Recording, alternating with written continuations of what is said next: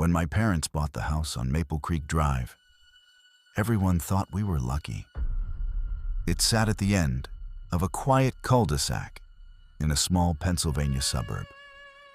The yard was huge, the neighbors were friendly, and the house was much bigger than the apartment we had been living in. I was 12 years old, and the only thing I cared about was getting my own bedroom. The room I chose was on the second floor. It had a large window overlooking the backyard. During the day, the view was perfect. There was an old oak tree near the fence line, and beyond it stretched a patch of woods. At night, however, the backyard felt different. The darkness seemed deeper there. Still, I loved the room. The first few days after moving in were exhausting.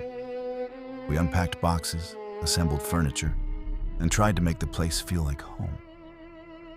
By Friday night, everyone was exhausted. I fell asleep almost instantly. Sometime after midnight, I woke to a strange sound. At first, I thought it was the wind. Then I heard it again, a low moan, followed by what sounded like a distant scream. I sat up in bed and listened. The noise was coming from outside. Another moan drifted through the darkness, then another. My heart began pounding. I jumped out of bed and ran to my parents' room.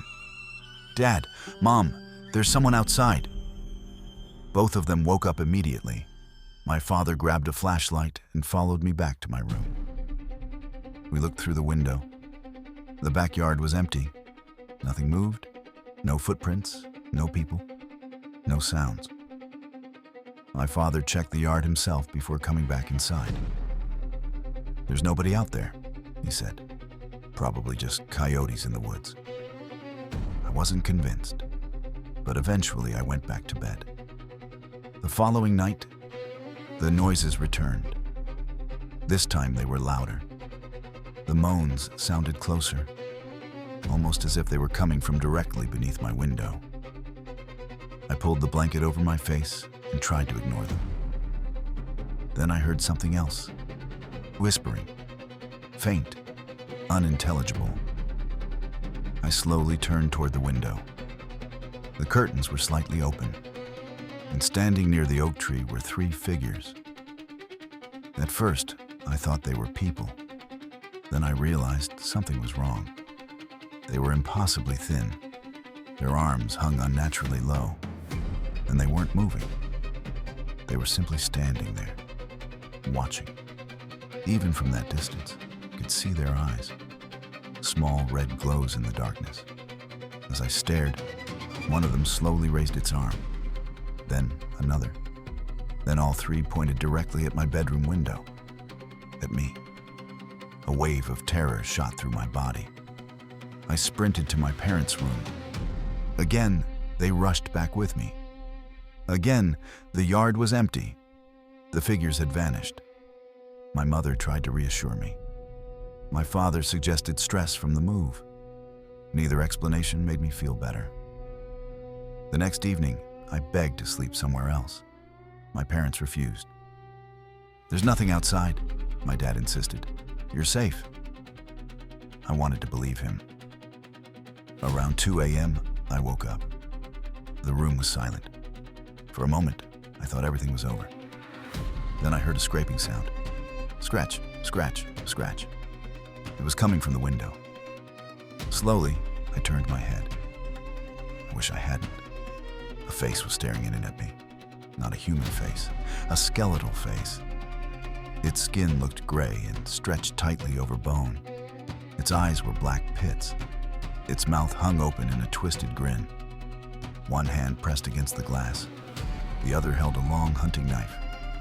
The blade scraped across the window. Scratch, scratch, scratch. I couldn't breathe, couldn't move. The thing's smile widened. Then, somewhere downstairs, a clock chimed. The creature suddenly froze. Its head tilted. Then it stepped backward into the darkness. The scraping stopped. For several seconds, I remained frozen. Finally, I forced myself out of bed. With shaking hands, I pulled back the curtain. The creature was gone. But something else was there. 3 patches of freshly disturbed earth. 3 holes, each roughly the size of a grave. I didn't sleep for the rest of the night.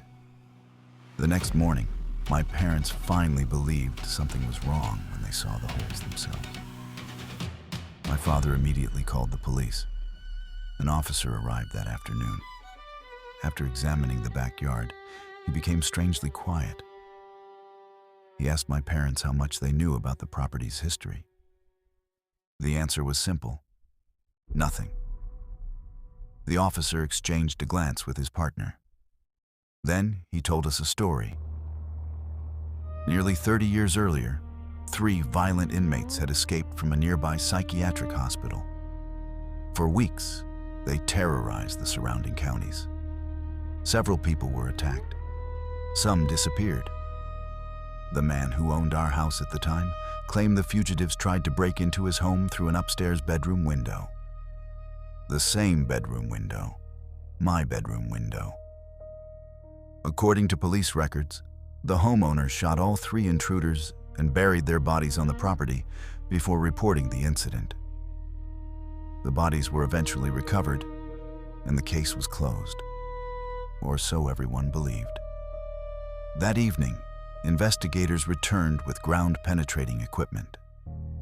The 3 holes in our backyard matched the exact locations where the bodies had originally been buried. The police searched the area thoroughly.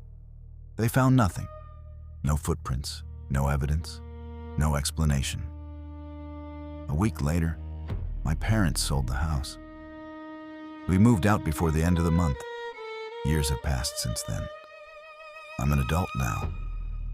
Most people assume the story was just a nightmare caused by moving stress. Maybe they're right. Maybe. But sometimes, late at night, I still remember the face at the window. And whenever I do, I think about something the police officer said before he left.